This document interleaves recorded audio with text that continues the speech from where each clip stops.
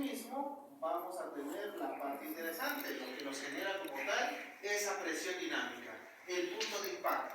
Entonces corresponde al diámetro, el área, la velocidad, el peso y por último nuestro caudal.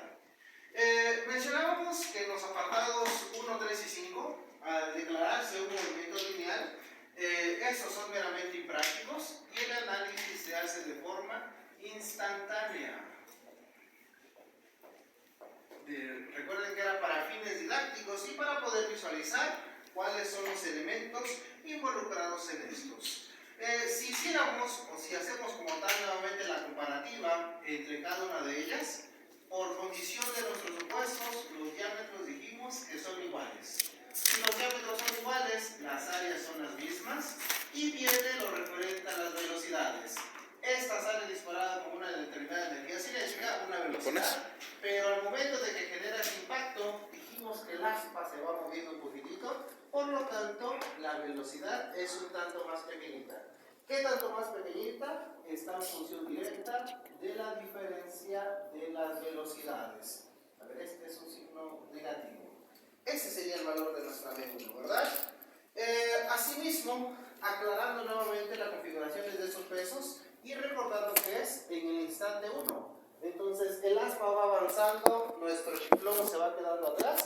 Entonces, dijimos que al final la cantidad que genera impacto es un tanto más pequeñita. Entonces, este es más grande que el W1. Como sabemos que el peso no es más que el peso específico multiplicado por el caudal, como esa es una constante, lo que nos varía como una condición de producto es que el caudal de salida es más grande a nuestro caudal de impacto. Entonces, ahorita sí lo voy a analizar, pero no obstante, vas a ver que lo vamos a analizar de una forma un poquito más rápida. Voy a establecer nuevamente esas ecuaciones generales, pero ya para el caso número 3 vamos a establecer ya casi de forma directa esas expresiones, ¿verdad? Entonces recuerden que eran 3 elementos que son de interés y la primera de ellas es el análisis de las presiones dinámicas. Entonces, si nos vamos como tal a los elementos que hemos visualizado en las clases pasadas, me dice que la presión dinámica, por concepto general, para este tipo de geometrías, es igual al peso dividido sobre la gravedad, multiplicado por la velocidad y multiplicado por el agente de nuestra geometría, con 1 menos el coseno del ángulo alfa. Eso, repito, nosotros ya lo sabíamos, ¿verdad? O es un elemento meramente generalizado. Lo que vamos a hacer ahorita es atribuirlo a los elementos que nos competen ahora mismo. Entonces recuerden, todo esto es lo que nos genera presión dinámica. Entonces comenzamos a sustituir los valores. ¿Cuál es el peso que me interesa? El peso de impacto. Sí voy a hacer referencia porque vean, son elementos diferentes. Peso de impacto sobre la gravedad, velocidad, también denota un valor diferente. Entonces nuevamente es velocidad de impacto y lo demás pasaría de forma directa, nuestra geometría. De las expresiones un poquito más explícitas que habíamos visto, tal cual como lo hice aquí, yo lo puedo hacer del lado derecho. Y esto es igual al peso específico multiplicado por el caudal 1. Observen que los pesos específicos ni siquiera le pongo nada porque eso depende de la temperatura. El caudal depende del área, pero como mi área es exactamente igual a esta, la puedo dejar de esta misma noción, ¿verdad? Y multiplicado por la velocidad. Como mi velocidad sí cambia, aquí corresponde a V1. Entonces, sustituyendo en la expresión de presión dinámica, me quedaría el peso específico multiplicado por el área. Vamos aquí, ya hice el análisis del caudal y aparece la velocidad 1. Pero velocidad 1 multiplicada por velocidad 1 quedaría velocidad al cuadrado, dividido entre la gravedad y multiplicado nuevamente por la geometría. Entonces, esa pudiera ser nuestra ecuación número 1. Si alguien lo quiere ver un poquito más detallado, ¿verdad? Y es más, para ya no escribirlo una vez más, yo ya sé que tengo velocidad 1 al cuadrado, pero ¿qué cosa es velocidad 1? La diferencia de velocidades, v menos u elevadas al cuadrado. Entonces, esta la ecuación 1 para nuestro caso número 3. Dijimos, ¿verdad? Ahorita les doy el espacio como tal para que copien y continuamos. Entonces, el segundo o la segunda expresión de análisis corresponde a nuestras potencias. La potencia. De forma general, sabemos que la potencia es igual a nuestra presión dinámica multiplicada por la velocidad de arrastre o velocidad de avance de nuestras aspas. Este es nuevamente nuestro concepto general. Si lo aplicamos a nuestro caso número 3, me dice que es igual a la presión dinámica, pero esa la tenemos aquí arriba. Peso específico por el área, dividido entre la gravedad, diferencia de velocidades, la geometría y por último el vector U. Y es más, ¿verdad? Ahorita, regrésense como tal al caso número 1, por favor. Regrésense y díganme qué observan entre el cálculo de su presión dinámica con esta presión dinámica.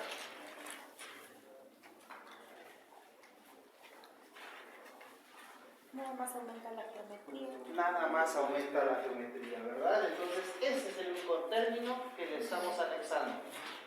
Algo que hay que tener claro, una vez que yo ya agarré el aspa, ya le di ese ángulo de desvío, esto es un valor fijo. No es como que en el tiempo 1 vale 30 grados, en el tiempo 2 vale 45, en el tiempo 3 vale 15, no. Si tiene un ángulo de desvío de 10 grados, ese sería para toda su vida útil, ¿verdad? Entonces, al final, pues podemos declarar que esto es meramente una constante. Por la naturaleza de la expresión general, cuando nos analizamos las potencias, exactamente lo mismo. Lo único que cambia es que se le aumenta esa geometría. Y de ello, ¿verdad? Recuerden, ¿cuánto es el coseno de 90? Es 0. 1 menos 0. Entonces, si esto es 1, es el caso particular del caso número 1. Entonces, se convierten en las expresiones declaradas en la sesión pasada, ¿verdad? Entonces, nos va a ayudar un poquito para hacer los siguientes señalamientos. Entonces, ecuación número 2. Ecuación número 3 hace referencia a nuestras eficiencias. A ver, 3, eficiencias. Nuevamente, concepto general. Dijimos que la eficiencia, en términos de porcentaje, aplica para todo valor aprovechado con respecto a todo valor suministrado. Este es nuestro concepto general. ¿A qué corresponde para nuestro caso el valor aprovechado? Directamente nuestra potencia. ¿Y cuál es el valor suministrado? La energía cinética por unidad de tiempo. Ese concepto también espero que lo tengamos claro, ¿verdad? Entonces me dice, agarra la potencia, la tenemos aquí. Y eso es igual al peso específico por el área dividido entre la gravedad, diferencia de velocidades al cuadrado, involucramos nuestra geometría y todo esto por el vector U. ¿Y qué cosa es la energía cinética? Cantidad de agua por la carga de velocidad. Si lo extiendo un poquito más, haciendo referencia a esto, me dice que es igual al peso específico por el área por la velocidad. Velocidad por la carga de velocidad, me quedaría velocidad al cubo, y dividido sobre 2 veces el valor de la gravedad. Aquí lo que les pediría, si es que alguien no llegara a observar los elementos de una forma tan directa, regrésese a ese caso número 1 y métale las expresiones que hemos analizado, ¿verdad? Para que puedan visualizarlo. Ahorita, simplemente para denotar la expresión que voy a utilizar, lo hago de esta manera. Peso específico sobre peso específico, gravedad sobre gravedad, área sobre área, y esa sería mi expresión. Por lo tanto, la eficiencia me dice que es igual a 2 veces la diferencia de velocidades al cuadrado, multiplicado por nuestra geometría y multiplicado por U. Y todo esto dividido entre la velocidad al cubo. Esa sería nuestra eficiencia. Recuerden que son las expresiones meramente generales, ¿verdad? Nada más hay que ver cuál es su geometría, a qué tasa sale el caudal, cuál es el diámetro, etcétera, etcétera. Y vamos a tener valores declarados de esas eficiencias. Asimismo, no voy a extenderme mucho y voy a analizar directamente esas condiciones óptimas. Entonces estamos hablando de la potencia máxima. ¿Qué mencionamos? Si me dijeron que de la potencia lo único que cambia es que se le agregó este término y además hemos señalado que eso es un elemento constante, cuando yo le aplico la derivada, ¿qué dijimos que le pasa a lo constante? Lo puedo sacar del argumento. Entonces, al momento de que lo saque, el único producto que me quedaría es este por esta U. Exactamente la misma expresión que tenemos en el caso número 1. Entonces, por eso ni siquiera tiene caso volver a hacerlo, ¿verdad? Entonces, nada más voy a poner esta nota. Por condición axiomática,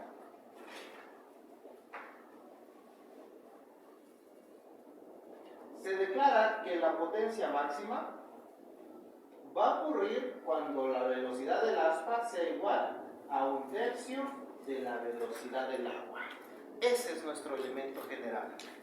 Entonces, si ya sabemos a cuánto equivale U, por lo tanto, podemos establecer esa potencia máxima. Entonces, en donde encontremos a ese vector U, le ponemos esa velocidad sobre 3. Entonces, aquí me quedan 2/3 de V elevados al cuadrado, 4/9 de V al cuadrado, y por esto sería 4 sobre 27 V cúbica.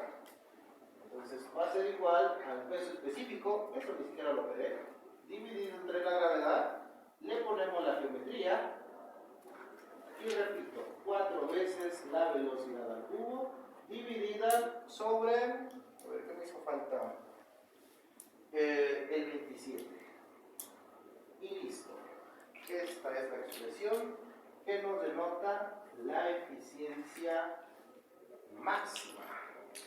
La potencia máxima, perdón. Y al momento de que nosotros vayamos a involucrar el valor de nuestra eficiencia, repito, ¿verdad? Voy a poner directamente las expresiones. Esa eficiencia máxima, o es más, está bien si le agarro una velocidad aquí. ¿Y qué cosa es velocidad por área?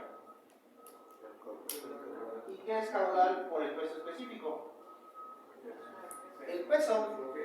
Entonces, ¿qué nos dice que es la energía cinética? Lo voy a poner por acá. Energía cinética es el peso por nuestra carga de velocidad. Este peso se va con este peso. Esta velocidad que ahora era cuadrada se va con esta velocidad cuadrada. Esta gravedad se va con esta gravedad. Y lo único que me queda es 2, la geometría y el coeficiente numérico. Entonces va a ser igual. El 2 multiplica el 4 sería 8 sobre 27. Que multiplica a la geometría. Y listo. Esa es nuestra eficiencia máxima. A pesar que ahorita se denota como una expresión, repito, cuando ya tengamos una geometría establecida, eso es una constante. Y asimismo, cuando comenzamos a ver un aspa parecida a esta, voy a volver a señalar los casos un poquito de interés. ¿Qué pasa cuando alfa es igual a 0 grados, alfa es igual a 90 y alfa es igual a 180 grados? Parece algo. Entonces, repito, coseno de 0, 1 menos 1, entonces la eficiencia es 0. Coseno de 90, 1 menos 0, 1. Por 8 sobre 27, dijimos que eso era aproximadamente igual al 30%, caso número 1. Y coseno de 180, 1 menos 1, 2. 2 veces eso. Entonces, más o menos 60%. No obstante, vean, ya se tuvo una buena ganancia acerca de esas eficiencias, pero que recordemos que el aspa está así. Entonces está completamente apachurradita, ¿verdad? Ese es el ángulo de 180 grados. Entonces, en términos físicos o en términos prácticos, esto no existe. Entonces, pero vean, la matemática nos está diciendo que estamos haciendo algo bien. vamos incrementando como tal los valores de esas eficiencias. La conclusión, a lo mejor piensa que me fui rápido, ¿verdad? Pero es esto. Para cada elemento, lo único que le estamos agregando es el factor correspondiente a la geometría. A pesar de que se ve como una función matemática, vuelvo a repetirlo. Una vez que le dan doblez a su aspa, esto es una constante. Entonces, por eso, las expresiones o los valores son tal cual el caso número 1. Entonces, si no existiera alguna duda, adelante.